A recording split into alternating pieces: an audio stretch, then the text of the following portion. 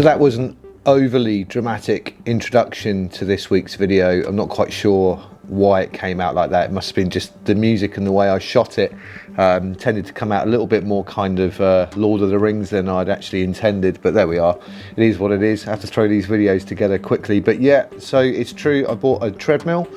Some of you are probably going to sigh and think that I've sort of done something really silly, but it's not something that I haven't spent a bit of time thinking about. There's a school of thought really where some people hate treadmills, some people love them, and it's kind of the same as turbos really, where you get these people that are just completely committed to training inside, and that's all very well and good. It's great to be controlled, and it means you can go and do these things at any time of day or in any kind of weather, and I'll get into some of that stuff a little bit more in detail. And then there's some people that are completely anti all of that and insist on riding their bikes and running and to some extent swimming outside all the time, and that's fair enough. However, like with most of these things, there are pluses and minuses to every side of the coin, and it's something that I've thought about and weighed up carefully over the last kind of couple of years really about whether to get a turbo, to get a treadmill to accompany my turbo trainer. Anyway, first of all, let's have a quick look at the turbo and see which model I've bought. Okay, so this is the Xterra 4500 or 4500 or 4500 or whatever it is, and it took a bit of research to find this one. Now the idea being that this speaks quite well to Zwift, from what I could read in my research. Now obviously either the treadmills that are around that do speak to Zwift in as much as the same way as a turbo trainer might increase the resistance, for example, when you're climbing or something like that. That doesn't happen with any treadmills, or at least if they do, they're extraordinarily expensive. What it does do though is the Bluetooth on this and other treadmills will talk to Zwift, which is normally where I have my laptop up here for now. I'll talk about this room in just a second, but this is a temporary kind of fix for now. It means that the speed that you're running on here will be translated to Zwift. So if you're doing a workout, once you've done you set your zones and your paces, then rather than Zwift telling this what to do, you adjust it using the buttons as per normal, and it adjusts it on there and shows that you're running at the right speed. And that seems to be the only way things are going for now, at least with the turbos, the treadmills that I've discovered so far. But this room is the back of, so this is the other side of what you normally see when I'm sitting the camera down the end there. The wooden panel with the lights above it is the other side of this. Now, a patio door's going in here eventually. Once the roof is all done, you can see the roof on this side is not in as good shape as it is on the office side, hence the reason why all this kit is in here. This will eventually be workshop area down the end there, and then a space for the turbo and the treadmill here for me to train. So that's pretty much it. But yeah, the main reason why I picked this one is the ability to work with Zwift and being pretty reliable with Zwift, whereas some other trainers, it's been a little bit more how should we say, unreliable.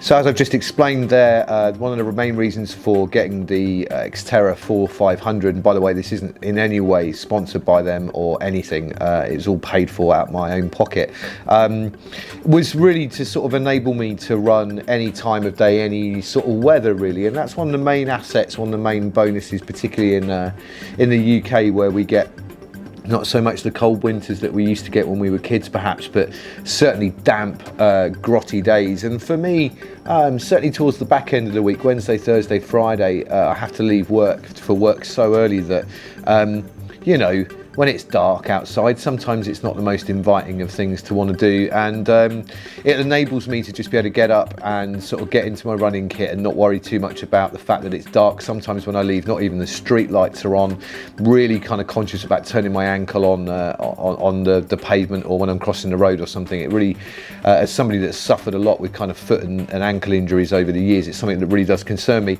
So it does give me that option, it gives me that option of being able to get up and get on the treadmill without having to put on several hundred layers of clothing and lights and reflective vests and everything else. Don't get me wrong, I also still like running in the rain very much, but also, you know, that time of year, January, February over here, when it becomes really icy and you get that kind of sheen on the ground, where just that one misstep and a little bit of ice on the ground, and then that's the beginning part of your season over. So the other sort of things that were running through my mind with the treadmill is the fact that quite often, more often than not, I'm training for kind of sprint and Olympic distance races. I'm not really one for the long distance races. I like to go for a short amount of time as fast as I possibly can. As and when I can go quickly. So it means a lot of my training runs are actually relatively short, and I do quite enjoy doing a nice easy 20-30 minutes, and you get a bit bored.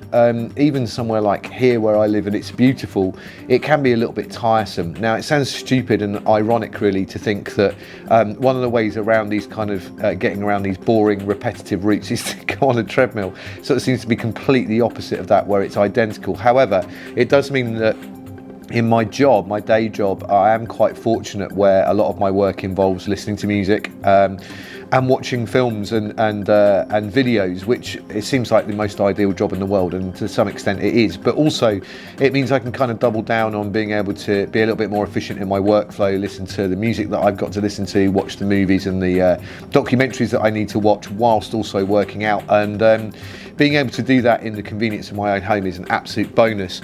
So those are the sort of main reasons really. One is the convenience of being able to just run whenever I want to, no matter what the weather's like.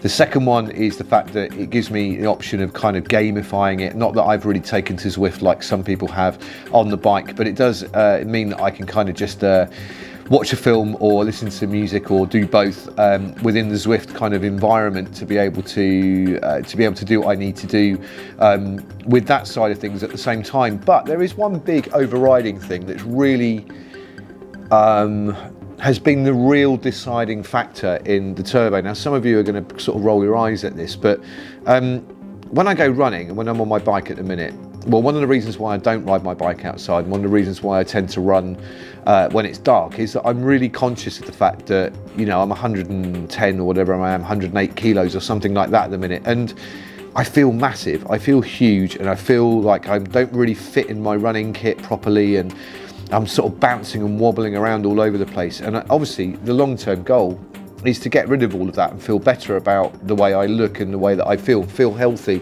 because I'm not carrying around all this excess weight. But at the minute, one of the things that's putting me off going out for a run is the fact that I know that I look ridiculous, and I know that shouldn't be a problem. And some of you in the comments go, oh, you shouldn't worry about stuff like that, and you're right, and I'd be the first person to say that to anybody else, but the fact of the matter is that is how I feel. I feel very self-conscious when I go out for runs.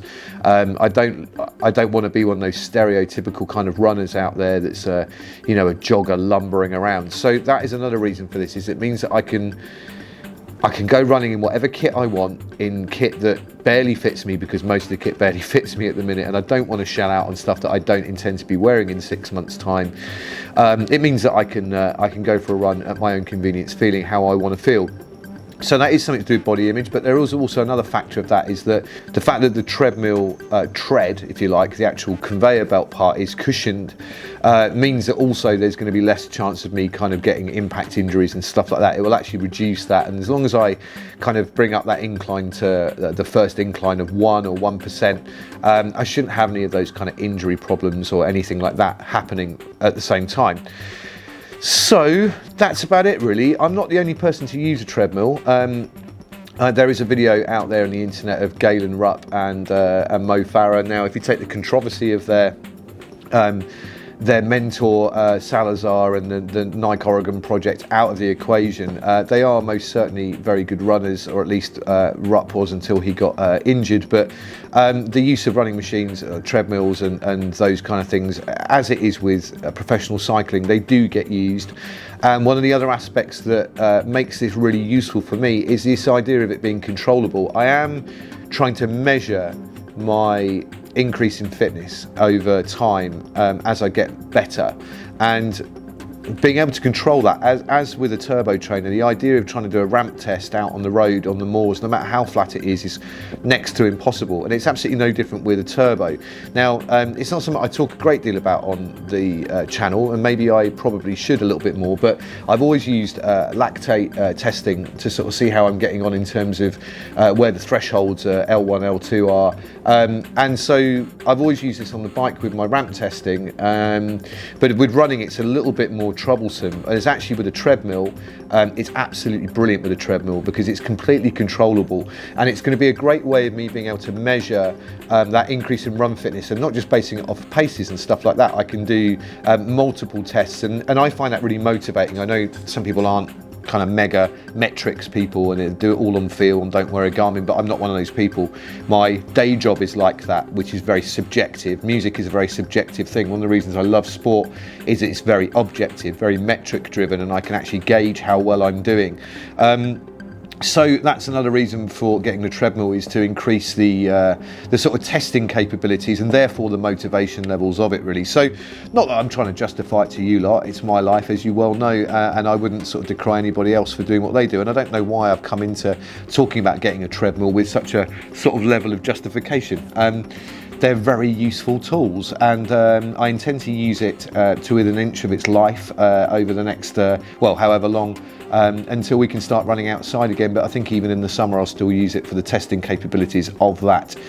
Anyway, more to come on this. There's loads more videos coming because I've got to catch up on some. There's still a couple of videos from the Grand Tour that I need to finish. There's a Polar Bears video from last year, which is, the time is now to get it out because it's been a year since we filmed it, or February, we filmed it back in February, and we're heading into winter swimming again.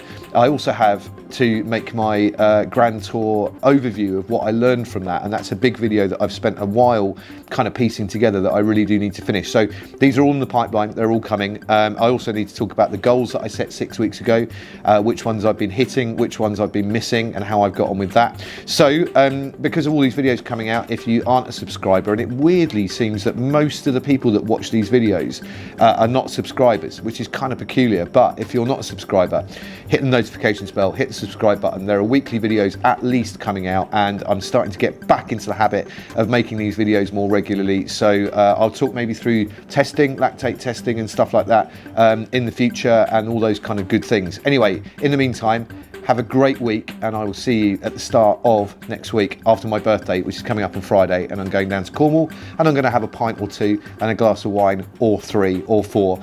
So I'm looking forward to enjoying that time away, and I will see you at the start of next week. Have a good one.